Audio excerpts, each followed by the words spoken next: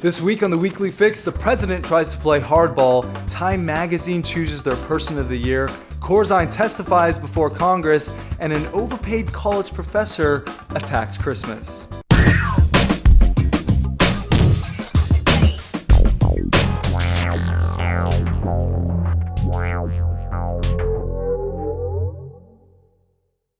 Hello everyone, David Nicholas here, and we are glad to be back. It's been 7 months since our last update, and where have we been, you ask? Brokeville.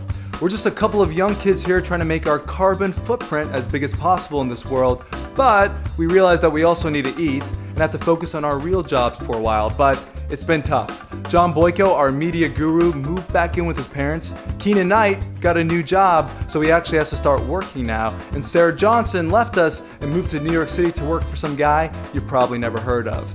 But we're back, and we promise to get to you, our fans, all 15 of you, updates every single week under the new name, The Weekly Fix. Let's get started. This Monday, President Obama, alongside the Iraqi Prime Minister, held a joint news conference to declare that the 8-year Iraqi war is officially over now that U.S. troops are completing their withdrawal from the country by the end of this month.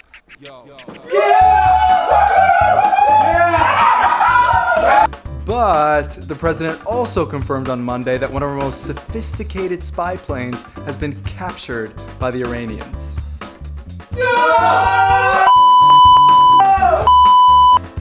The president was asked about the downed spy plane this week, and here's what he had to say. We have asked for it back. We'll see how the Iranians respond. President Obama, such a nice guy, such a gentleman when responding to countries who want to blow us off the face of the earth while screaming Allah Akbar. Iran responded to the request to return the downed aircraft, saying, "Thanks for asking, but we'll go ahead and keep the drone." I mean, can you blame them? We have friggin' Mr. Rogers in command of the most powerful military on the planet. But sorry, Mr. Rogers, we didn't mean to insult you like that. Won't you please, won't you please, please won't you be my neighbor? I'm glad we're neighbors for this opera day in this neighborhood. Oh, Mr. Rogers. Time Magazine's Person of the Year isn't actually a person at all, but a group of persons. Time this week named the protester as its Person of the Year. Seriously, does anyone actually read this magazine anymore? Time Magazine was cool when I was like 12 and only cared about looking at pictures of scantily clad Amazon women who lived in the Brazilian rainforest. Or maybe that was National Geographic. Either way, how useless is this magazine at this point? And which protesters are they talking about? The defecating ones? Like, what about this guy? Person of the Year. Look at these two lovebirds exercising their right to do the dirty in public. Persons of the Year. Oh, a nice young lad relieving himself on the American flag. Person of the Year. And last but not least, this guy. At least he's brutally honest. Finally, one of these protesters making some sense, and for that, you, my fat friend, are a great American. Seeing as Time Magazine couldn't actually pick a qualified candidate to be the Person of the Year, we at the Weekly Fix decided to choose our own. Congratulations, dude who manhandled Time Magazine's Person of the Year. Kevin Hiltonen, being an ex-Marine and NYPD officer, you are a true American who's actually done something with their life and has been a productive member of society. We love you, Kevin! Speaking of great Americans, John Corzine, the one-time CEO of Goldman Sachs and former governor of New Jersey, testified before Congress this week on how he single-handedly brought down MF Global to its knees. Corzine made it clear to the Senate panel that he had never authorized anyone to dip into customer funds, but he possibly may have approved loans from customer accounts to the tune of, $1.2 billion. But outside of that, he knows absolutely nothing.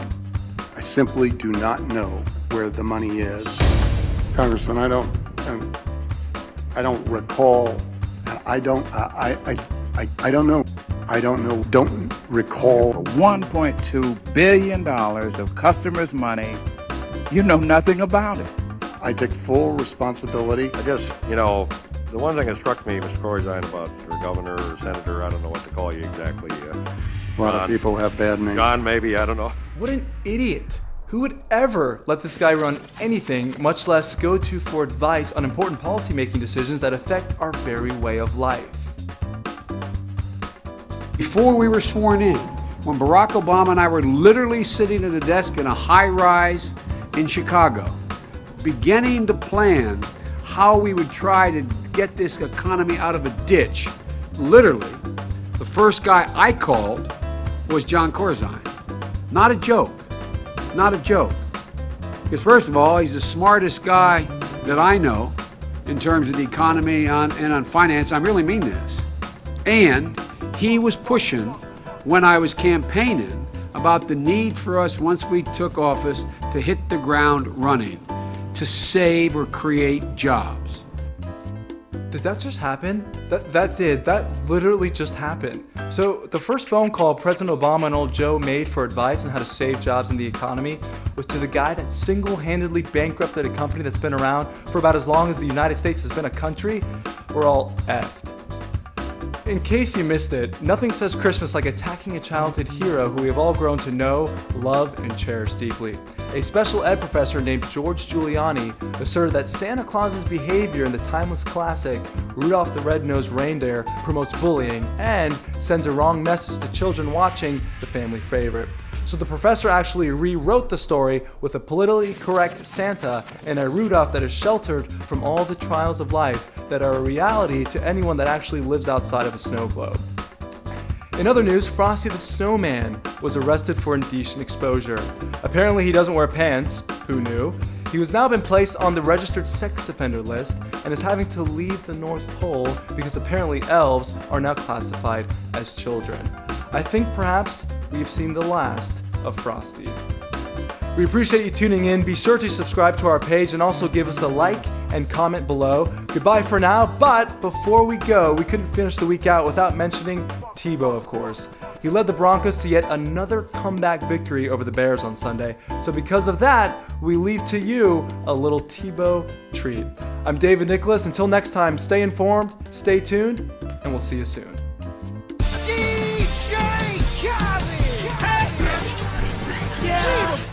All I do is win, win, win, no matter what. Got money on my mind, I can never get enough. And every time I step up in the building, everybody hands go up. And they stay there.